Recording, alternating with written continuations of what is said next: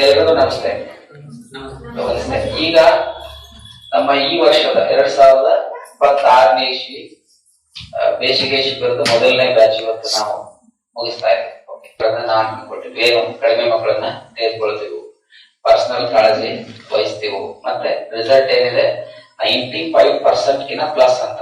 100% ಅಂತ ಯಾರು ಹೇಳಿಲ್ಲ, ಬಟ್ ಇಲ್ಲಿ ಹೇಳಿ ಕೆಲವು ಬ್ಯಾಚ್ಗಳು 100% ಬರುತ್ತೆ. ಮ್ಯಾಕ್ಸಿಮಮ್ 95 to 98% ತನಕ ನಾವು ರಿಸಲ್ಟ್ ಅಶ್ಯೂರೆನ್ಸ್ ಕೊಡ್ಬಹುದು. ಯಾರೋ ಕೆಲವರು ಒಬ್ಬೊಬ್ಬರಿಗೆ ಯಾವುದೋ ಅನಿವಾರ್ಯ ಕಾರಣಗಳಿಗಾಗಿ ಬರೋದಿಲ್ಲ ಅನ್ನೋ ಕಾರಣ ಕೊಟ್ಟಿದ್ದು.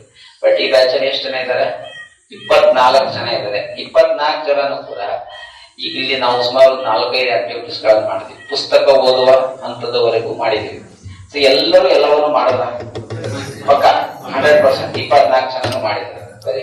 ಎರಡನೇದು ಪೇರೆಂಟ್ಸ್ಗೆ ಈ ಜ್ಞಾನ ಎಲ್ಲರಿಗೂ ಬೇಕಾಗಿದೆ. ಈ ಜ್ಞಾನ ಎಲ್ಲಾ ಪೇರೆಂಟ್ಸ್ಗೂ ಬೇಕಾಗಿದೆ. ಆದ್ರೆ ಎಲ್ಲರೂ ಬಂದು ಕಮಿಟ್ ಆಗ್ತಾರೆ. ಅದಕ್ಕೆ ಕಾರಣಗಳಂದ್ರೆ ಒಂದು 3-4 ಕ್ವಶನ್ಸ್ಗಳಿದೆ. ಒಂದನೇ ಕ್ವಶನ್ ಏನಂದ್ರೆ, ಇವತ್ತಿನ ಕಾಲದಲ್ಲಿ ಮೈಥಾಲಜಿ ಒಳಗ ಸ್ಟೋರಿ ಒಳಗ ನಾವೇನೋ ಕೇಳೇವಿ, ಇಂಡಿಯನ್ ಮೈಥಾಲಜಿ ಸ್ಟೋರೀಸ್ ಗಳೆಲ್ಲ ಕೇಳೇವಿ, ಋಷಿ ಸಂಸ್ಕೃತಿ ಬಗ್ಗೆ ಕೇಳೇವಿ, ಯೋಗದ ಬಗ್ಗೆನೂ ಕೇಳೇವಿ. ಈ ಶಕ್ತಿಗಳ ಬಗ್ಗೆ ನಾವು ಥಿಯರಿ ಓದಿವಿ, ಆದ್ರೆ ಪ್ರಾಕ್ಟಿಕಲಿ ಇದು ಸಾಧ್ಯನಾ ಅನ್ನೋದು ಬಹಳ ಜನರ ಪ್ರಶ್ನೆ. ಓಕೆನಾ? ಸೊ ಈಗ ಇಷ್ಟೆಲ್ಲ ನೀವು ನೋಡಿದಾಗ ಈಗ ಸಣ್ಣ ಪುಟ್ಟ ಪ್ರಶ್ನೆ ಆಗ ಹೇಳಿದ್ರೆ ನಿಮಗೂ ಇರುತ್ತೆ, ಮನೆಗೆ ಹೋಗಿ ನಾನು ಇನ್ನೂ ಒಂದ್ಸರಿ ವೆರಿಫೈ ಮಾಡ್ತಾ ಇದ್ರೆ ಅಂತ ಇರ್ತದೆ. ಬಟ್ ಮ್ಯಾಕ್ಸಿಮಮ್ ನೀವೇನ್ ನೋಡ್ತಾ ಇದ್ದೀರಿ ಅದೆಲ್ಲ ಜೊತೆಗೆ ಈಗ ಪ್ರೆಸೆಂಟ್ ಆಗಿ ನೀವು ಇಲ್ಲಿ ನಂಬಿದ್ರು ಕೂಡ ಅದು ಕಾಮನ್ ಥಿಂಗ್. ಅದು ಒಂದ್ ಸ್ವಲ್ಪ ನಾನೊಂದ್ಸರಿ ಚೆಕ್ ಮಾಡ್ತೀನಿ ಅಂತ ಅದನ್ನ ಓದ್ಬೋದು. ಬಟ್ ಈ ಹಿಂದೆ ಬಂದು ಹೋದಂತ ಪೇರೆಂಟ್ಸ್ ನಿಮಗೆ ಫೀಡ್ಬ್ಯಾಕ್ಸ್ ಕೊಟ್ಟಿದ್ದಾರೆ, ವಿಡಿಯೋ ರೆಕಾರ್ಡ್ಸ್ ಇದೆ, ಅವೆಲ್ಲ ಮನೆಗೆ ಹೋಗಿ ಎಲ್ಲ ವೆರಿಫೈ ಮಾಡ್ಕೊಟ್ಟಿದಾರಲ್ವಾ? ಕರೆಕ್ಟ್ ಅಲ್ಲ? ಸೊ ಅದೆಲ್ಲ ಎಷ್ಟೊಂದು ಬೆನಿಫಿಟ್ಸ್ ಆಗಿದೆ. ಎಕ್ಸಾಮ್ ಬರೀತಾ ಇದ್ದಾರೆ, ಇವಾಗ ಸ್ಕೋರ್ ಮಾಡ್ತಾ ಇದ್ದಾರೆ ಅಂತ ಹೇಳ್ತಾ ಇದ್ದಾರೆ ಅಂದ್ರೆ ಅದೆಲ್ಲ ಮನೆಗೆ ಹೋಗಿ ವೆರಿಫೈ ಮಾಡಿ ಆಮೇಲೆ ಅದನ್ನ ಅಬ್ಸರ್ವೇಷನ್ ಮಾಡಿ 6-8 ತಿಂಗಳ ಆದ್ಮೇಲೆ ಕೊಟ್ಟಿರ್ತಕ್ಕಂಥ ಒಪಿನಿಯನ್ಸ್ ಇದಾವೆ. ಕರೆಕ್ಟ್. ಎಷ್ಟೋ ಜನಕ್ಕೆ ಮೊನ್ನೆ ಒಬ್ಬರು ಪೇರೆಂಟ್ ಒಪಿನಿಯನ್ ಇತ್ತು, ಮೆಡಿಕಲಿ ಕ್ಯೂರ್ ಆಗದೆ ಇರುವಂತ ಸಮಸ್ಯೆ ನಮ್ಗೆ ಕ್ಯೂರ್ ಆಗಿದೆ, ಅದು ಒಂದು ಒಪಿನಿಯನ್ ಕಳಿಸಿದೆ. ಯಾರಾದ್ರೂ ವಾಚ್ ಮಾಡಿದ್ರಲ್ಲ? ಎಸ್. ಆ ತರದ್ದೆಲ್ಲ ಅವ್ರು ಇಮಿಡಿಯೇಟ್ ಆಗಿ ಹೇಳಕ್ಕಾಗಲ್ಲ, ರಿಸಲ್ಟ್ ಬಂದ್ಮೇಲೆ ಹೇಳಕ್ಕಾಗಲ್ಲ. ಸೊ ಆ ತರದ್ದು ಸಾಕಷ್ಟು ಒಪಿನಿಯನ್ಸ್ ಕೂಡ ಇವತ್ತಿಗಿದೆ. ಅದನ್ನ ಇನ್ನು ನೆಕ್ಸ್ಟ್ ಇದು ಸಾಧ್ಯ ಅನ್ನೋದು ಒಂದಿಷ್ಟು ಪಾಸಿಟಿವ್ ಇದಾವೆ, ಒಂದಿಷ್ಟು ನೆಗೆಟಿವ್ ಇದಾವೆ, ವ್ಯತಿರಿಕ್ತವಾಗಿ ಇದಾವೆ. ನಿನ್ನೆ ನನಗೆ ಹಂಗೆ ಒಬ್ರು ಫೋನ್ ಮಾಡಿದೆ, 2 ಕಮೆಂಟ್ಸ್ ಇದೆಯಲ್ಲ ಗುರುಗಳೇ ಹೆಂಗೆ ಅಂತ ಹೇಳಿ. ನಾನು ಅವ್ರಿಗೆ ಅಲ್ಲೇ ಹೇಳಿದೆ, ನೀವು ಸ್ವತಃ ಪರಮಾತ್ಮನ ಬಗ್ಗೆನೇ ಒಂದು ಪೋಸ್ಟ್ ಮಾಡಿದ್ರೆ ಅಲ್ಲೂ ಅರ್ಧ ನೆಗೆಟಿವ್ ಅರ್ಧ ಪಾಸಿಟಿವ್ ಇರ್ತವೆ.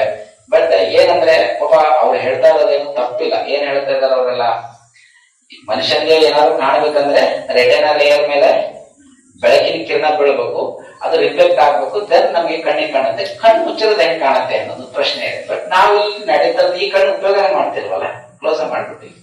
ಬಟ್ ಅವರು ಅದ ಮಾಡ್ತಿರೋದು ಸರಿ ಇದೆ, ಮಾಡರ್ನ್ ಸೈನ್ಸ್ ಪ್ರಕಾರ ಹೇಳ್ತಿರೋದು ಸರಿ ಇದೆ. ಬಟ್ ಇದು ಅಹಂಕಾರ ಇಲ್ಲ, ಇದೊಂದು ಇಂಟ್ಯೂಷನ್ ಪವರ್ ಇದೆ. ಇಂಟ್ಯೂಷನ್ ಪವರ್ ಇಂದ ಅರ್ಥದ ಶಕ್ತಿ ಗೋಚರ ಆಗುತ್ತೆ.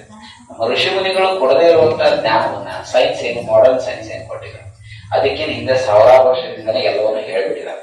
ಕರೆಕ್ಟ್. ಅದು ಮೈಥಾಲಜಿಕಲ್ ಹಿಸ್ಟ್ರಿ ಒಬ್ಬ ಋಷಿ ಸಂಸ್ಕೃತಿ ಒಳಗೆ ಬರುವಂತದ್ದು. ಇವಾಗ ಮೆಡಿಕಲ್ ಓದೋರ್ಗು ಕೂಡ ಚರಕ ಸಂಹಿತೆನೆ ಸಬ್ಜೆಕ್ಟ್. ಹೌದಲ್ಲ ಮೇಡಮ್? BAMS ಓದೋರು ಚರಕ ಸಂಹಿತೆ ತಾನೇ ಸಬ್ಜೆಕ್ಟ್. ಮತ್ತೆ ಚರಕ ಸಂಹಿತೆ ಒಳಗೆ ಶಸ್ತ್ರ ಇದ್ರ ಬಗ್ಗೆ ಇದೆ, ಐ ಸರ್ಜರಿ ಬಗ್ಗೆ ಇದೆ, ಹಾರ್ಟ್ ಸರ್ಜರಿ ಬಗ್ಗೆ ಇದೆ, ಎಲ್ಲ ಇದೆಯಲ್ಲ. ಕರೆಕ್ಟ್. ಸೊ ಎಲ್ಲ ಇಟ್ಸ್ ದ ಇನ್ಸ್ಪಿರೇಷನ್. ನಮ್ಮ ಋಷಿ ಸಂಸ್ಕೃತಿನೇ ಇವತ್ತಿನ ಮಾಡರ್ನ್ ಸೈನ್ಸ್ಗೆ ಇನ್ಸ್ಪಿರೇಷನ್. ಸೊ ಹಂಗಾಗಿ ಖಂಡಿತವಾಗ್ಲೂ ಇದೆ. ಇದಾದ ನಂತರದಲ್ಲಿ ಇನ್ನೊಂದು ಪ್ರಶ್ನೆ ಪೇರೆಂಟ್ಸ್ ಗೆ ಉಳಿದಿರೋದೇನು ಅಂತ ಹೇಳಿದ್ರೆ ವಸತಿ ವ್ಯವಸ್ಥೆಗಳ ಬಗ್ಗೆ. ಅದರಲ್ಲೂ ಮುಖ್ಯವಾಗಿ ಹುಡುಗರದ್ದು ಸಮಸ್ಯೆ ಇಲ್ಲ, ಹುಡುಗರದ್ದು ಹೆಂಗೋ ಬಿಟ್ಬಿಡ್ತಾರೆ. ಬಟ್ ಹುಡುಗಿಯರನ್ನ ಬಿಡುವಾಗ ಪೇರೆಂಟ್ಸ್ ಗೆ ಏನಿದೆ ಅಂದ್ರೆ ಒಂದಷ್ಟು ಭಯ ಮತ್ತೆ ಒಂದಷ್ಟು ಸೆಕ್ಯೂರಿಟಿ ಪರ್ಪಸ್ ಇದೆ. ಸೊ ಅದಕ್ಕೆ ಯಾರಾದ್ರೂ ಮದರ್ಸ್ ಇದ್ದಾರೆ ಹುಡುಗಿನ ಬಿಟ್ಟಂತ ಎಷ್ಟು ಜನ, ನಿಮ್ಮಷ್ಟು ಒಪಿನಿಯನ್ಸ್ ಯಾರಾದ್ರೂ ಮಾತಾಡ್ಬೋದಾ? ಹೇಳ್ಬೋದು.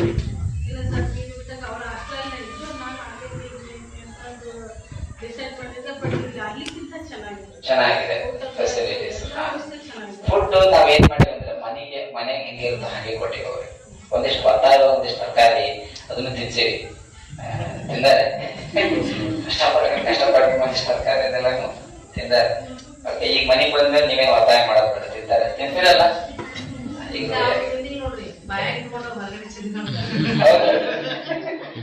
ಇರ್ತಾರೆ ಹಂಗೆಲ್ಲ ಕೆಲವು ಜೀನಿಯಸ್ ಪೀಪಲ್.